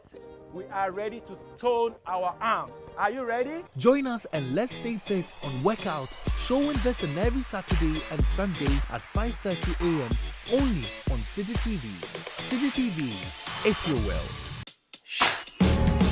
We're about to change your Sunday night for the better. The reality is after school in Ghana, you're on your road. You're on your own. Where are you going? The job that you are getting, you can't afford your transportation. You have to pick your trotro. Rent. No matter how rich you are. You have to go to the salon. Yes. You have to go to the salon. Like, no matter how rich you are, unless your parents are buying your car, everything, right after school, life hits you hard. Really hard. We will bring you the most captivating guests and explore the most amazing stories. It was petrifying, terrifying than what you people saw on camera, because I think the video was about, I can't remember, 8 or 6 minutes. The whole incident was about 2 hours. So Apiorkor was chased out of my neighborhood by my neighbors with cutlass. They came to your house? So he marched me outside. Naked? Naked. We will dazzle you with real-life situations and examine mind-blowing topics. To take us down to do that. So, yeah. Oh, nice one. Oh, nah, this looks good on me, you know that? I feel like it's good. I want it to go now.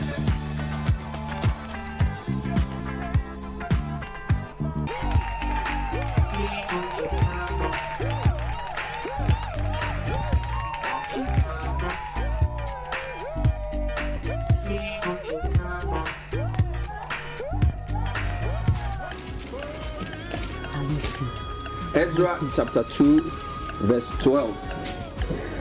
The children of Akzad, 1,222. Join me, Frema Dunyame, and me, Ato Kwamna, every Sunday at 7 p.m. on Citi TV. Are you ready? Upside Down, every Sunday, 7 p.m. only on Citi TV.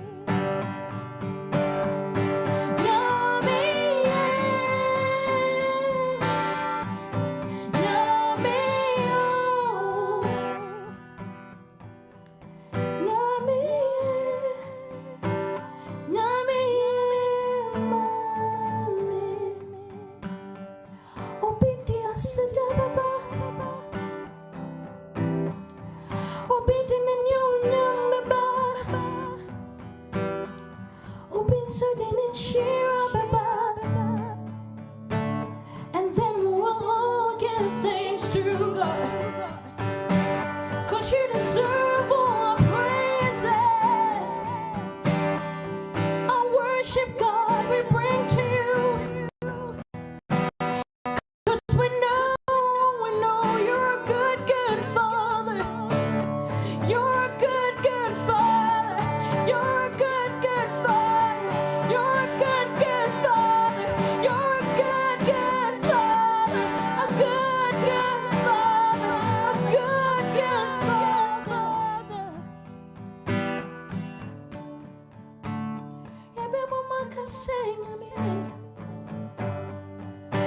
I'm singing on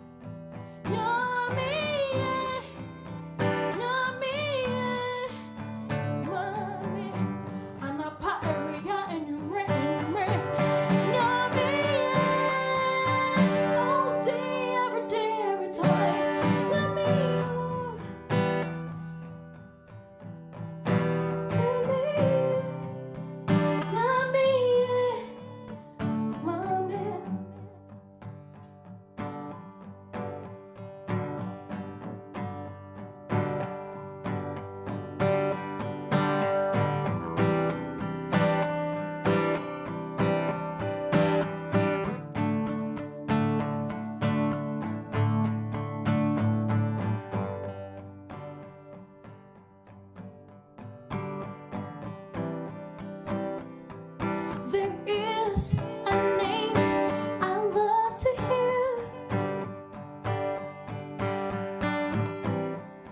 See, I love to sing His words. Oh yeah, oh yeah. It sounds like music in my ear.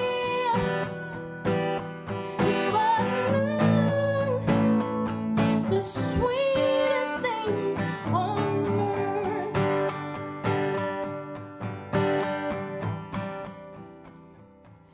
There's healing in your precious name.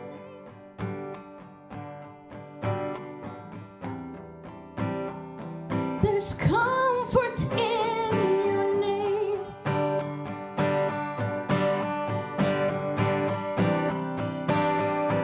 And demons tremble at the name.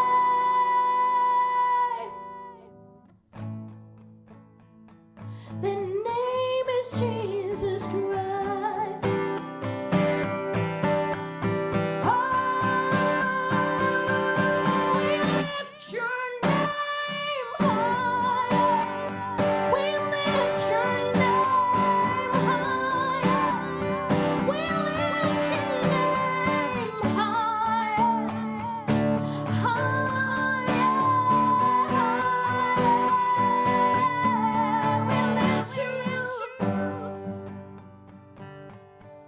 With our whole hearts and with all our heart,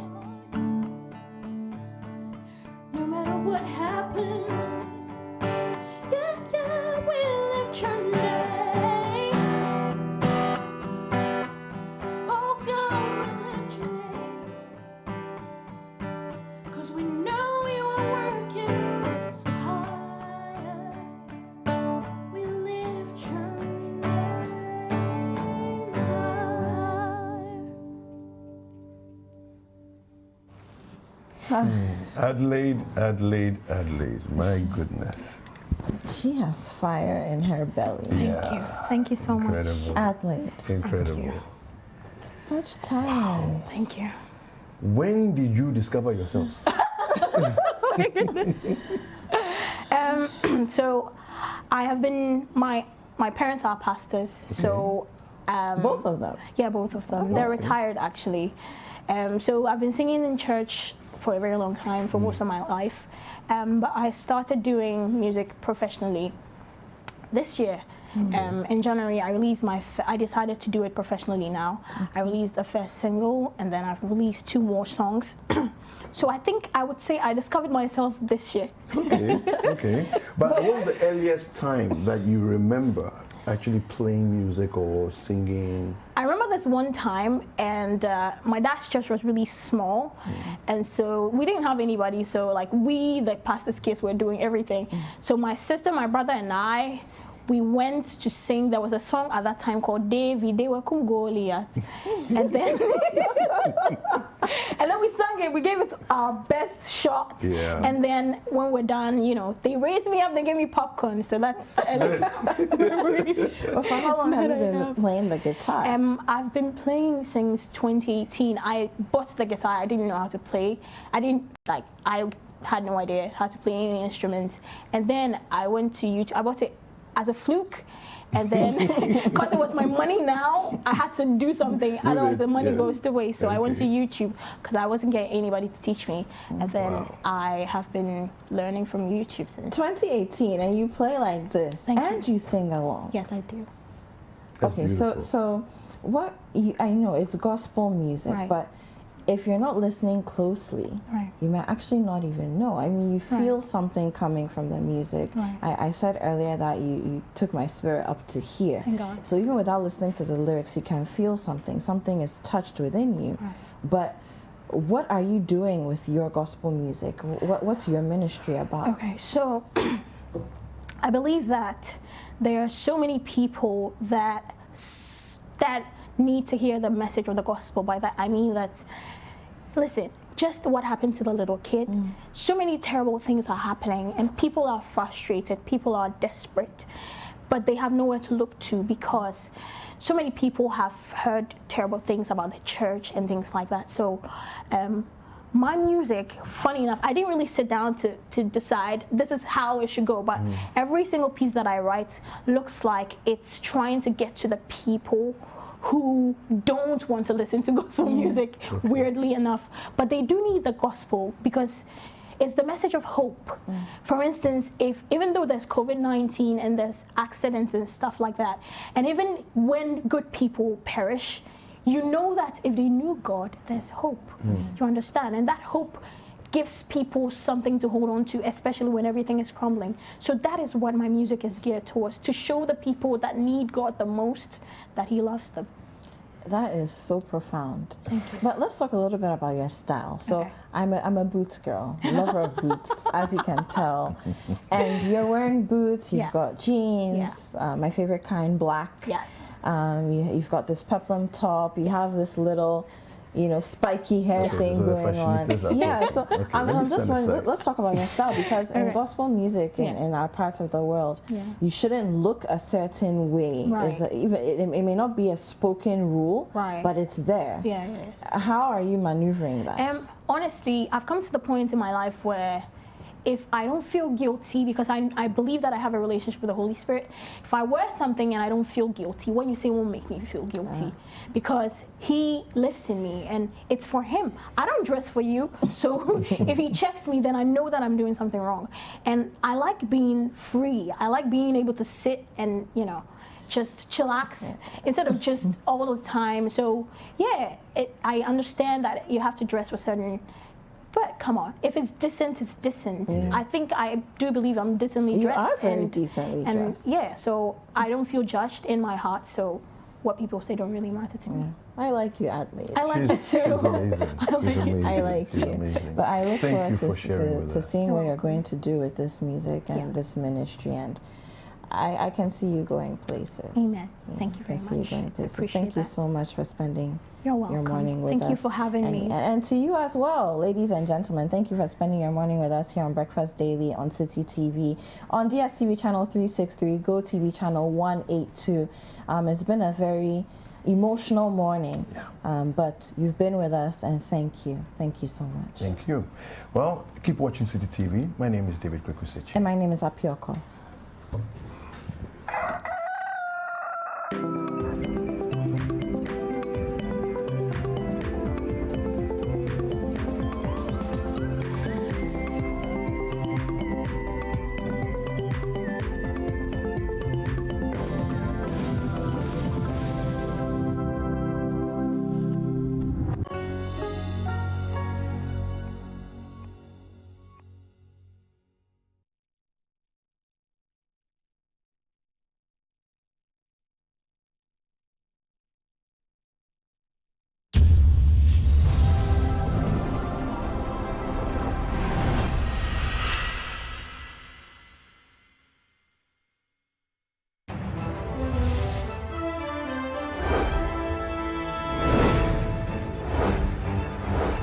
election 2020, Ghana makes a choice. Tracking and bringing reports of the